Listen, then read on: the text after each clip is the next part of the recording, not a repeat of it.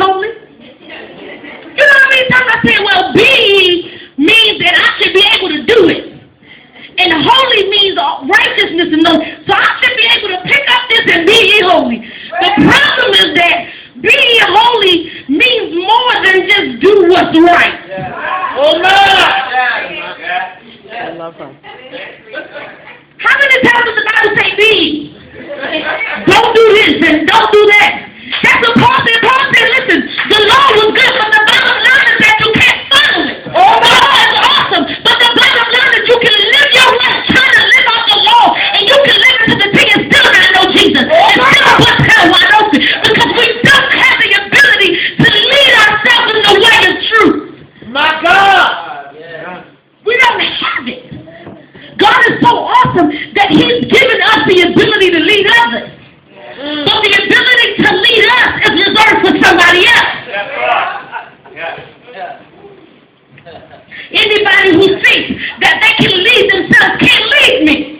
Because you lead yourself and we're all going straight to hell. Oh no! How did we get here? I was following you and you was following yourself. That's why we're walking around in circles. Let us all keep to himself. I think I'll go this way. I think I'll go this way, and we all trying to be holy. My God. And after a while, we get tired. I don't know about you, but I reached a point in my life when I was tired of trying to be holy. Jesus was clearly being crucified daily. I was clearly crucifying him afresh with my actions. And then I'm saying, okay, God, well, I tried to be holy, so I'm tired. I'm tired of hurting you and hurting me. I'm tired of trying to do right, but not being able to do right. So something's got to give. We have got to get an understanding about something, because after a while, you just get tired. Yes, God. Tired of, really, is this it? Is this my life? You get, because you know what, if you ever been to a place where your existing gets tired. My God. I'm tired of not being productive. I'm tired of walking around in this wilderness. It's hot. I'm tired of the cloud and the pillar, and it's grace and mercy, but I like to get to the promised land. Oh, I like to get to a place of abundance. I'm tired of living from check to check. I'm tired of saying, God, forgive me, after I'm cursed people out and I'm supposed to walk in love. I'm tired of this thing so grievous. My God. And God said, if you would just understand that it's time to follow your leader. I'll give this testimony and then I'm done. And it is hard for me to see my mother as my pastor. And not because she's my mother, but because pastoring, I have discovered, is a form of self-injurious behavior. Oh God! Self-injurious behavior.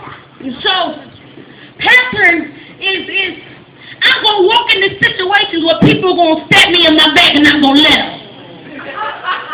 And I'm still going to love them. Now, it is hard. And see, you know, your mother has been pastoring for a lot longer than mine. Y'all was children. This is hard for me as an adult. As a new adult pastor's child is difficult. Because I'm saying, you know, pastor lady, you don't see that name in my mama's name? Like they two different people. And so it is hard to accept the calling of the pastor, because to some degree, pastors have to be absolutely crazy. Oh my! In a very real way, yes. Why? Because you gotta slap me and I gotta say, all right, we'll come back next week, and that's her daughter. I'm like, listen, I'm sick of all church people. I don't like. Can I be real with you? The Lord is working on my love. He's doing it through her mother. Because I gotta say, all right, you know what, come on, let me pray for you. Let's get delivered. When you're the one that's talking about my mother. Oh, when you're the one. And the pastor and my mother is like, come on, we're gonna all get delivered. And the daughter is like, listen, y'all got one more time to stab my mother in the back and it's going down. Like all the way down. The minister in me is like, okay, Jesus, I'm called to preach, and you know, but see, the human in me And everybody has different ways of dealing with things. And see, I avoid. On certain days, my mind can't even wrap itself around the fact that this is my pastor. I call him out. I try to work on it. I do. And God revealed this to me. And so I got to work on it. I have to get better. But the bottom line is that there has to be a shift. Because I can't go where I need to go unless I can get there by way of my leader. Oh, my. The devil was talking to me last week. It was, matter of fact, it was about 2 weeks ago. We came to Bible study. Nobody came to Bible study, and the church downstairs was rearranged. It looked like a demon came in there, and the altar was on top of the piano, and there was bottles of water all over the place. And I was going to work, and I was at the McDonald's drive-thru. And the devil was like, well, you're not really getting fed where you're at, so you should leave. This is what he told me. And the daughter in me was like, you're not going anywhere. I don't care how much you think you don't eat. You're not going anywhere. And until I was able to get understanding, God was able to keep me in the place because I was the daughter. Because I was the daughter. That's why I didn't walk away. That's why a lot of my mother's members didn't get assaulted. That's why. Why? Because the daughter in me said, all right, well, my mama said I can't. I didn't care what my pastor said because my pastor was hurting my mother. She was like, well, you can't do that. And I just said, all right, my mom said I can't do it. No spiritual value at all because I wouldn't receive. I would not allow myself to receive from her because she was slowly hurting herself. Oh, my. God said, so you feel like, you're not being fed? Why don't you open your mouth? I said, well, I guess I should. He said, I need you to understand that I'm calling you to be there. And so once you listen, I have things for you here. But you got to be here to get it. And you got to be receptive to get it. And if you're not, I'm still calling you to be there. You're just going to be reductive. I'm not going to send you someplace else because you won't eat where you're at. Oh, my. Like my son won't eat his food and I'm not hungry. Really? Well, you don't have to eat, but you won't eat. I'm not making no new food. We're not ordering pizza. We're not doing all that kind of stuff to get you your nourishment. If you don't want to be nourished, don't be nourished. But I'm not going to open up any more doors until you do what I told you to do and the one that I opened for you the first time. My God. Why? Because everywhere you go, you're going to have problems.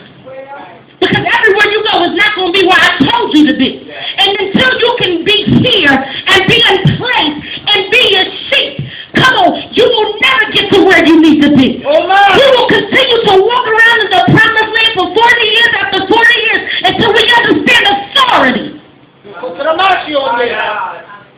You preaching real. I myself repent. A lot of times we don't know why we are the way we are. A lot of times, there are reasons that go all the way back to childhood why we are as crazy as we are. But the moment God gives you revelation about yourself, come on somebody, you need to tap into it, you need to ask for forgiveness, you need to repent, and we need to go forward. Yes, God. Because Pastor Tanya can make it all the way to the promised land. But the bottom line is that most of the people who left Egypt didn't make it into the promised land. My God. That's true. Most of them died in the wilderness. Because they did not believe in what God told them. Because they did not believe in the one who God sent. And after all these years in the wilderness, we should at least get to the promised land. Oh, my. Yes, God. Everybody standing on your feet.